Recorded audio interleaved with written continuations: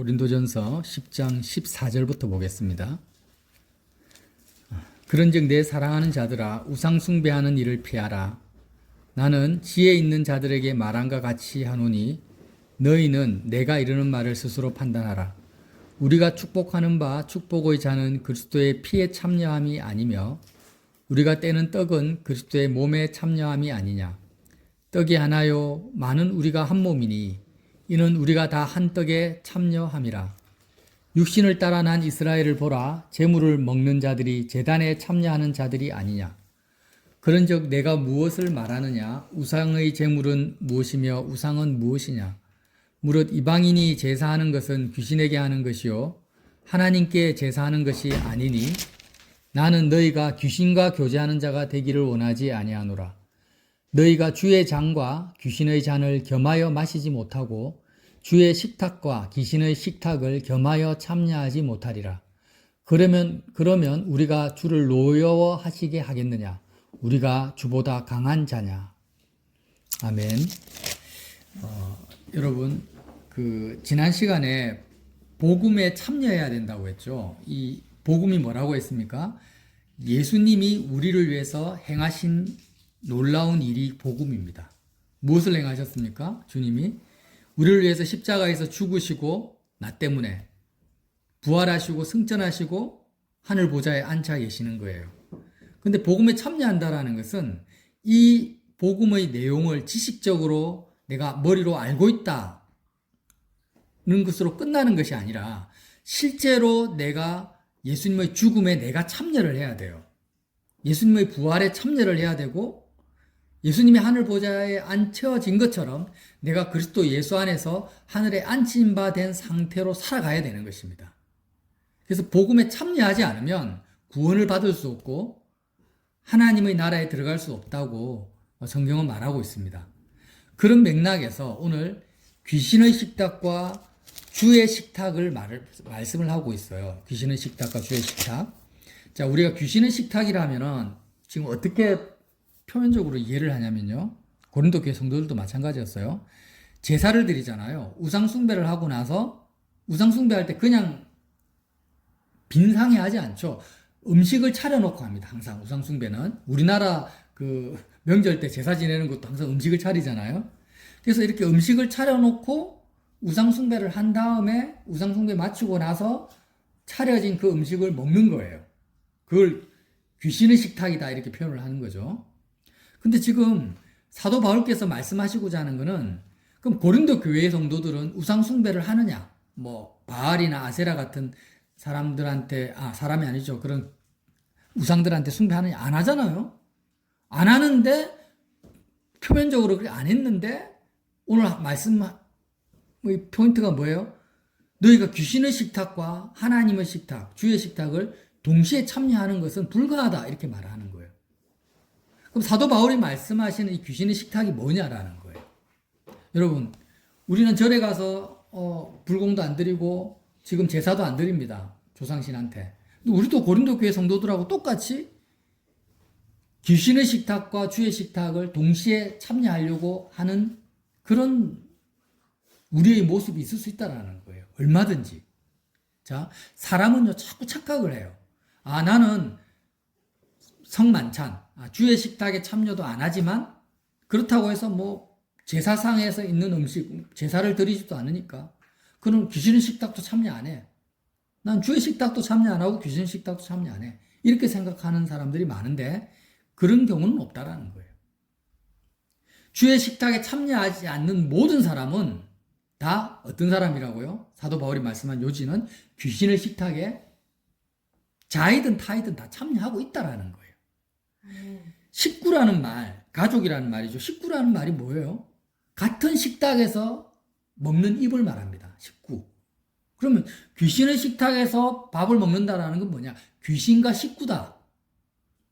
주의 식탁에서 밥을 먹는다라는 것은 내가 주님과 한 가족이다. 이런 말이죠. 귀신과 식구라는 말은 귀신의 지배하에 조종하에 귀신 들린 상태라는 거예요. 이 사람들은 자꾸 귀신 들렸다라는 것을요 잘못 이해하고 있어요. 하나님이 말씀하시는 귀신 들림의 그 개념은 굉장히 광범위합니다. 그라사 강인처럼 무덤에서 자고 벌거벗고 소리 지르고 제정신 없이 막 돌아다니는 이런 사람이 귀신 들렸다라고 생각하는데, 예수님께서 공생의 기간 동안 가장 많이 한 사역 중에 하나가 귀신 들린 사람을 고치는 거였어요. 그리고 문둥병자도 고치고 안전뱅이, 맹인, 귀머거리를 고쳤잖아요. 그러면 예수님이 예를 들어서 맹인을 고칠 때 왜 맹인을 고치셨습니까? 하나님을 보지 못하는 모든 사람은 맹인이라는 것을 증거하시기 위해서 맹인을 고친 거예요. 아멘. 이해되세요?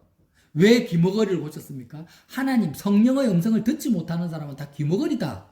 나는 메시아로서 성령의 음성, 하나님의 음성을 듣지 못하는 너의 귀를 열어주기 왔다. 이렇게 주님이 병을 고치시고 죽은 자를 살린 것도 마찬가지죠. 하나님 안에서 거듭나지 않은 사람은 다 죽은 자라는 거예요. 귀신 들린 사람을 고치신 이유는 뭐냐? 그렇게 홀딱 옷 벗고 돌아다니는 미친 사람이 귀신 들린 사람이 아니고, 귀신의 식탁에서 밥을 먹는 사람은 다 귀신 들린 사람이라는 거예요. 누가 귀신의 식탁에서 밥을 먹습니까? 우상숭배자들. 우상숭배하고 나서 우상숭배에 차린 그 음식을 먹는 게 귀신의 식탁 아닙니까? 그러니까 우상숭배자들은 전부 귀신 들린 사람이라는 거예요. 우상숭배자가 뭡니까? 성경에서 말하는. 여러분, 우상숭배자는요, 다른 게 아니에요. 이걸 정말 깨달아야 돼요. 정말 우리는 명확하게 해야 돼요. 우상숭배라는 것은 하나님이 차지해야 될 그 자리에 하나님 말고 다른 것이 차지하고 있는 상태가 우상이죠, 우상. 아멘.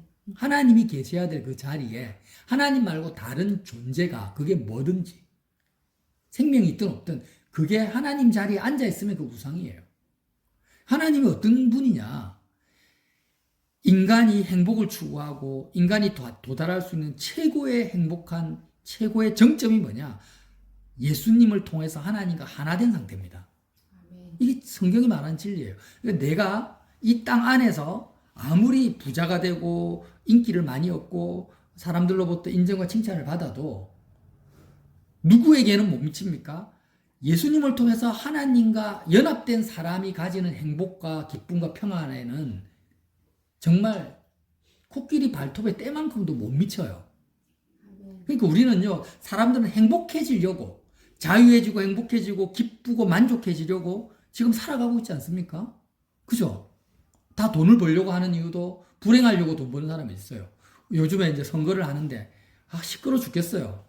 막 선거하는 국회의원 후보들, 후보들이 계속 나는 대한민국을 사랑합니다. 나를 뽑아주세요. 막 나를 도와주세요. 막 외치는데 저는 그런 소리들이 다 어떻게 들립니까?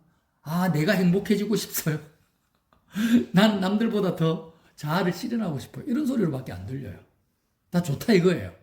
그러면 그렇게 정치를 하고 우리가 경제활동을 하고 시집가고 장가가고 돈 버는 모든 것이 다 결국에는 내가 남들보다 더 행복하고 자유롭게 살려고 하는 거잖아요. 기쁘게 살려고 하는 거잖아요. 근데 주님께서 뭐라고 하십니까?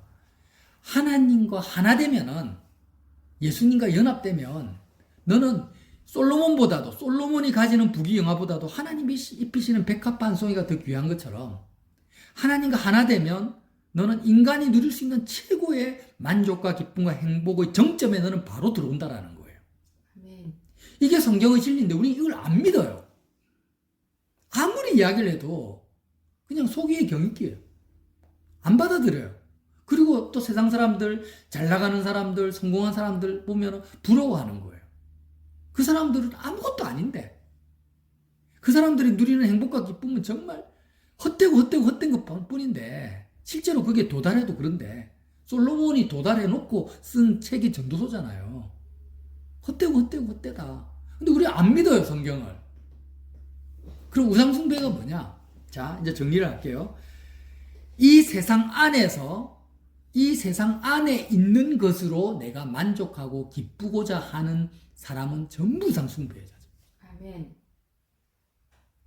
여러분, 이게 이해되십니까? 이 세상, 내가 육신으로 접하는 지구 안에서, 대한민국 안에서 내가 눈에 보이고 귀에 들리는 것, 그게 사람이든 물질이든 스포츠카든 상관없어요. 집이든.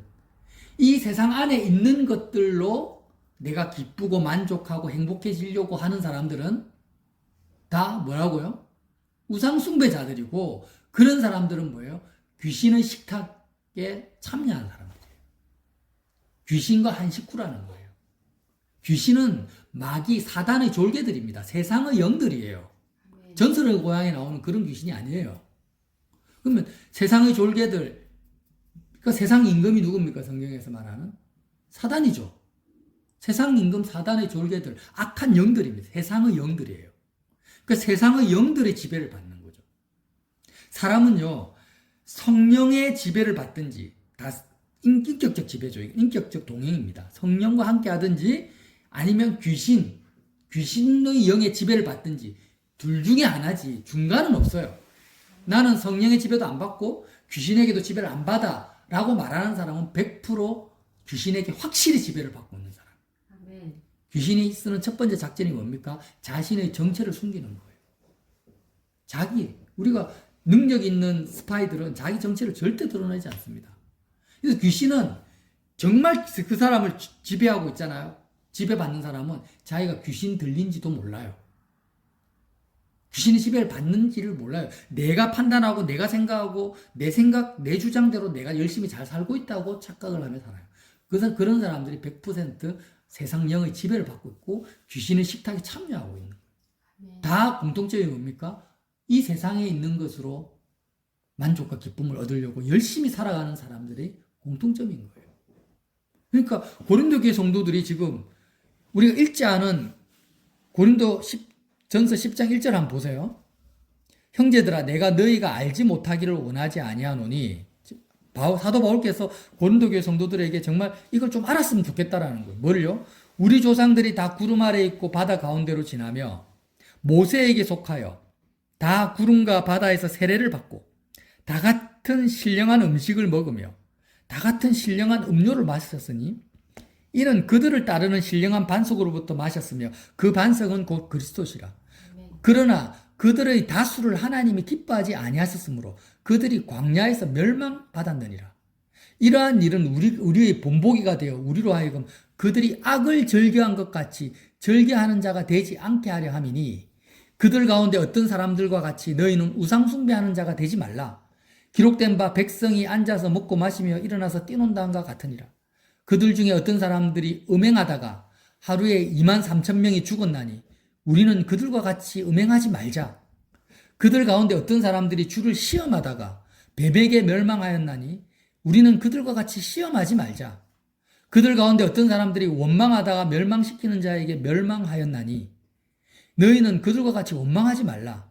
그들에게 일어난 이런 일은 본보기가 되고 또 말세를 만난 우리를 깨우치기 위하여 기록되었느니라. 그런즉 선줄로 생각하는 자는 넘어질까 조심하라. 무슨 말씀입니까? 이들이 전부 신령한 음식을 먹고 음료를 마셨어요. 주의 식탁에 참여했다라는 거예요. 이전에 애굽에서 종살이 할 때는 귀신의 식탁에서 먹었습니다. 애굽에서 종살이 했어요. 출애굽을 했죠. 우상숭배자들, 애굽에는 정말 셀 수 없는 우상들이 있었습니다.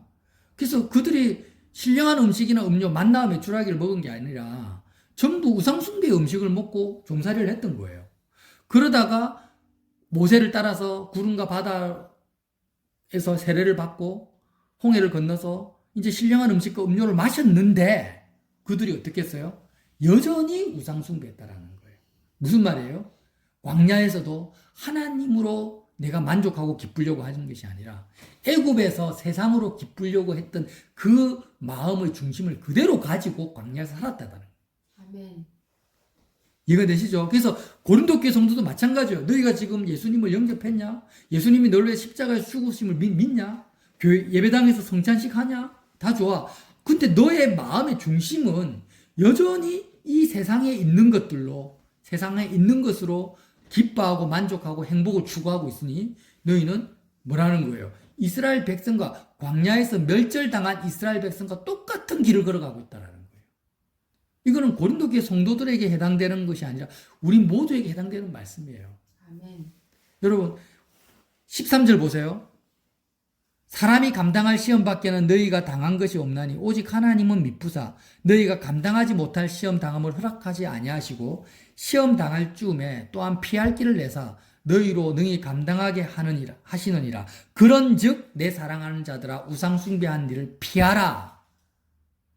이 말씀을 한 구절만 딱 떼놓고 자꾸 이상하게 자의대로 해석을 많이 했어요. 근데 사람이 감당할 시험밖에는 너에게 당한 것이 없다. 이 무슨 말이에요? 이 시험이 뭐예요? 우리는 이 땅을 살아가면서 끊임없이 시험을 받아요.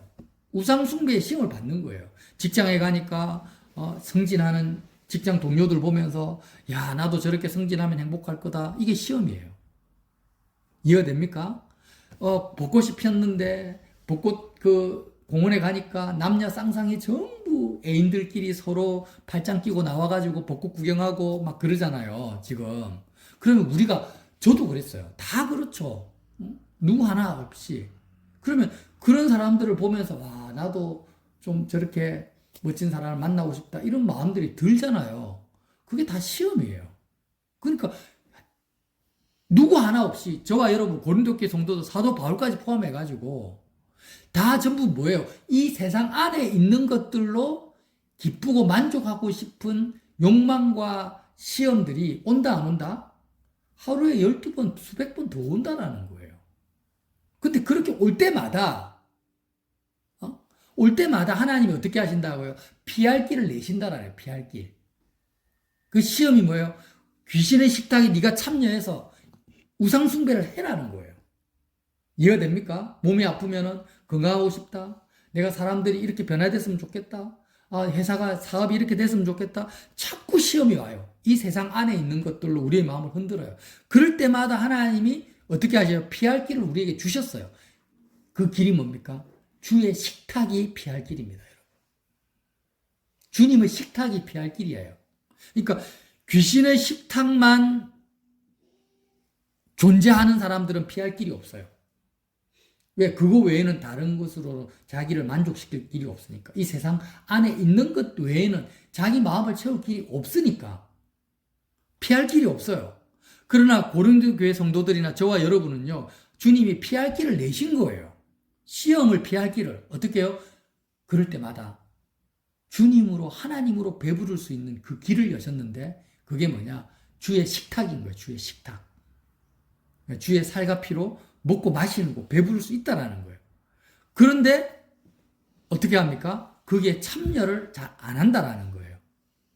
우상 숭배하는 일을 피하라. 피할 길을 내셨으니까 이 우상 숭배, 하나님의 자리에 대신 차지하고자 하는 그 우상을 피할 길을 내셨으니까 우상 숭배하는 일을 피하라는 거예요. 그러면서 15절 말합니다. 오늘 읽었던 말씀. 자, 보세요. 나는 지혜 있는 자들에게 말한과 같이 하노니 너희는 내가 이르는 말을 스스로 판단하라. 우리가 축복하는 바 축복의 자는 그리스도의 피에 참여함이 아니며, 우리가 떼는 떡은 그리스도의 몸에 참여함이 아니냐. 떡이 하나요 많은 우리가 한 몸이니 우리가 다 한 떡에 참여함이다. 이렇게 말씀하시는 거예요. 여러분, 주님의 식탁에 참여를 하면 어떤 일이 벌어지냐면 예수님의 죽음에 내가 참여를 하는 거잖아요. 그럼 첫 번째로 우리가 내 속에 일어나는 변화는, 믿음 안에서 일어나는 변화는 뭐냐? 육의 몸을 벗어버리는 거예요. 이것만 말씀을 나누고 마칠게요.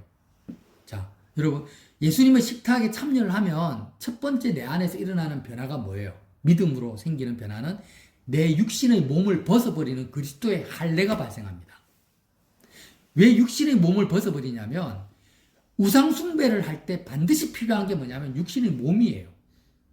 다른 말로 하면 이 세상에 있는 것들로 내 마음을 채우려면 반드시 필요한 그 통로가 뭐예요?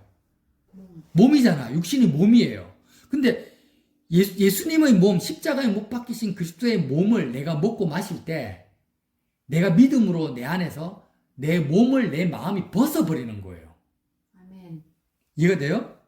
예. 세상 것들로 이렇게 배부르려고 하는 그 모든 것의 통로가 몸인데, 내가 예수 그리스도의 십자가에 못 박히신 그 예수님을 먹고 마실 때 내 마음이 내 육신의 몸을 벗는 거예요. 아멘. 벗어버리면 이제 더 이상은 나는 귀신의 식탁에 참여하지 않을 수 있다 이거예요. 마음이 육신의 몸에 딱 달라붙어 있으면 내가 원하든 원하지 않든 나는 무조건 귀신은 귀신과 한 식구가 돼요. 아멘. 이 말이 이해가 되시죠? 내 마음이 내 몸에 붙어 있으면, 내가 내 육체를 통해서 내가 예를 들어서 뭐 놀이공원에 가서 내가 정말 재밌는 바이킹이라는 어떤 그런 놀이기구를 타야 되겠다. 내 몸이 있어야 타지. 내가 맛있는 음식을 먹어서 그 음식을 통해서 배부르겠다. 몸이 있어야지 먹지. 내가 정말 멋진 여행을 하고 연애를 하겠다. 몸이 있어야 하지. 그러니까 육신의 몸이 세상 것들로 내 마음의 배를 채우고자 할 때 반드시 필요한 게 육신의 몸인데, 주님의 식탁에 참여한다라는 것은 이제는 내 몸을 통해서 더 이상 만족과 기쁨을 안 추구하겠다라는 거예요. 아멘. 그게 주의 식탁입니다. 근데 참 신기한 게 있어요, 여러분. 자, 그러면 재미가 없잖아, 사는 재미가. 그럼 세상 안에 온갖 재밌는 것들이 많이 있는 것 같은데, 마음이 몸을 벗어버리고 세상에 있는 어떤 것으로도 내가 기뻐하지 않겠다. 너무나 금욕주의적 같고 너무나 좀 재미없을 것 같죠. 근데요, 전혀 그렇지가 않아요. 반대요, 반대. 창세기 1장에 하나님이 세상을 창조하셨는데 하나님이 보시기에 어떻다고요? 좋았더라. 좋았더라는 말이 5번, 6번 반복돼요.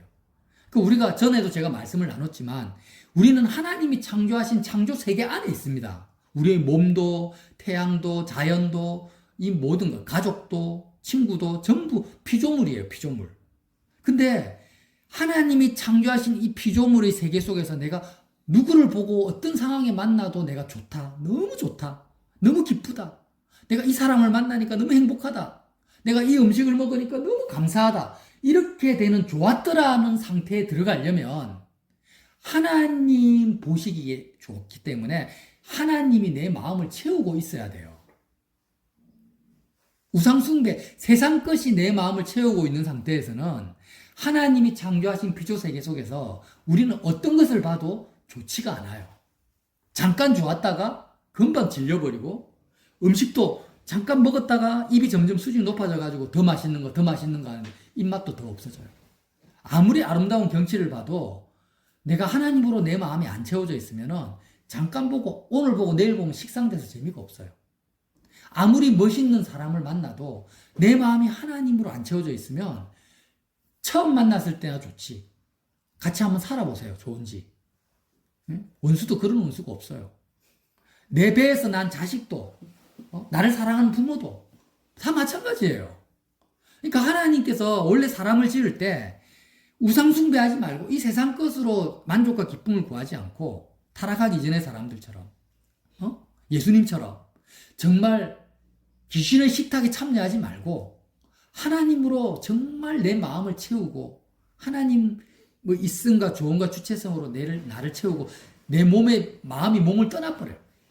세상에 대해서 죽어버려요. 그리고 하나님이 내 마음을 채우잖아요.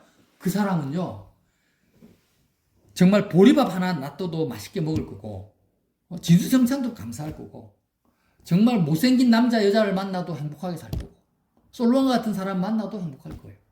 어떤 상황과 형편 속에서도 어디에 갖다 놔도 하나님의 피조세계 속에서 뭘 보든지 좋고 기쁘고 만족하게 살아요. 그러나 귀신의 식탁에 참여하고 하나님 제껴버리고 내 세상 것으로 만족하고자 하는 우상숭배자들은 솔로몬의 부귀영화로 부어져도 그 사람은 헛된 인생 속에서 불행하게 살 수밖에 없는 거예요. 그러니까 이 비밀을 모르니까 자꾸 십자가에서 죽으라 하면은 그게 좋아 보이지가 않는 거예요. 여러분, 정말 예수님과 하나 된 사람 만나보셨어요? 예수님으로 채워진 사람 보셨어요? 그 사람 공통점이 뭐예요? 항상 기뻐해요. 범사에 감사해요. 쉬지 않고 기도하고 있어요. 그 사람 앞에 옆에 가면 에너지가 넘쳐요. 기쁨이 넘쳐요. 왜? 그 속에 그는 모든 것이 너무나 감사하니까. 원망이 없어요. 불평도 없어요. 이스라엘 백성은 어떻게 살았습니까? 광야를 건너서 만나와 메추라기를 먹으면서도 끊임없이 우상숭배를 했어요. 항상 원망했어요. 누가 크냐 누가 작으냐 비교했어요. 음행했어요. 우상숭배했어요. 주님을 시험했어요. 주님 이거 주면 나를 사랑하고 이거 안 주면 나를 미워하는 거예요. 이런 식으로. 그래서 광야에서 다 멸절당했어요. 저와 여러분은 어떻습니까? 주님의 식탁과 귀신의 식탁은 동시에 참여가 불가능하다는 사도 바울이 하시는 말씀이에요. 무슨 말입니까? 네가 육신의 몸을 네 마음이 딱 육신의 몸에 붙어가지고 이 세상 안에 있는 것들로 만족하고 기뻐하려고 하는 그 마음을 품은 상태에서 하나님으로 만족한다라는 것은 불가능하다. 동시에 참여하는 건 불가능하다. 하나님으로 만족한 사람은 하나님의 피조 세계 속에서 항상 기뻐하고 모든 것에 대해서 감사할 수 있지만 하나님으로 만족하지 못한 사람, 주의 식탁에 참여하지 못한 사람은 어떤 상황에서도 지옥 같을 것이다. 그의 인생은 원망과 불평과 시험 속에 나락 속에 떨어질 수밖에 없다라는 거예요. 여러분 이 말씀을 좀 믿읍시다. 좀 제발. 응? 믿어보자고요. 아멘. 세상 사람들 절대 부러워하지 말고. 그래서 일단은 우리는 어떻게 해야 됩니까? 아, 내가 우상 숭배 잘하는 것을 인정을 하세요. 아멘. 내가 귀신의 식탁에 매일매일 귀신의 식탁, 뭐래요? 세상 것으로 배부르려고 한 귀신의 식탁에 참여하고 있는 나를 보라는 거예요. 아멘. 내가 우상 숭배자고 귀신의 식탁에 참여하는 사람, 귀신 들린 자예요, 사실. 아멘. 그걸 모르면 나를 어떻게 미워할 것이며 내가 예수님과 함께 십자가에서 죽어야 될 존재라는 것을 어떻게 인정하겠습니까? 아, 나는 잘 살고 있는데? 나는 의로운데? 나는 그래도 이 사람보다는 못해도 저 사람보다는 나은데? 왜 십자가에서 죽어요? 내가 왜 주님의 죽음에 참여할 필요가 뭐가 있어요? 그래서 예수님께서 계속해서 말씀하시고 사도 바울이 말씀하시는 거예요. 고린도 교회 성도들아, 너희가 정신을 차려. 네가 복음을 알고 있냐? 네가 지금 세례를 받았냐? 아니야. 정신 차려. 너희 이스라엘 백성들도 광야에서 다 멸절당했어. 너희들이라고 예외가 되겠냐? 너희도 복음을 안다고 하지만 복음에 참여하지 않으면 여전히 우상 숭배자고 귀신 들린 자야. 아멘. 귀신의 영에 의해서 지배당하는 거 있는 거야. 세상 영에 의해서. 그러니까 네가 이제는 두 마음을 품지 말고 동시에 참여하지 말고 확실하게 십자가를 붙들으라는 거예요. 확실하게. 그렇게 합시다. 아멘. 예, 그렇게 해서 정말 누가 그래, 너 귀신 들린 자 이러면 기분 나쁘죠. 기분 나빠할 거 하나도 없어요. 맞아. 내가 귀신 들린 자야. 너 우상 숭배자야. 맞아. 나 우상 숭배자야. 나를 좀 불쌍히 여겼으면 하나님이 나를 더 불쌍히 여겼으면 좋겠어. 우상 숭배하고 귀신 들린 내가 정말 십자가에서 온전히 내가 죽은 자로 살았으면 좋겠어. 이렇게 자기를 미워하라는 거예요. 아멘. 그렇게 저와 여러분이 정말 주님의 식탁에 참여해서 하나님 보시기에 좋은 그 시각과 하나님의 마음이 저와 여러분의 마음이 되시기를 예수님 이름으로 빌어드립니다.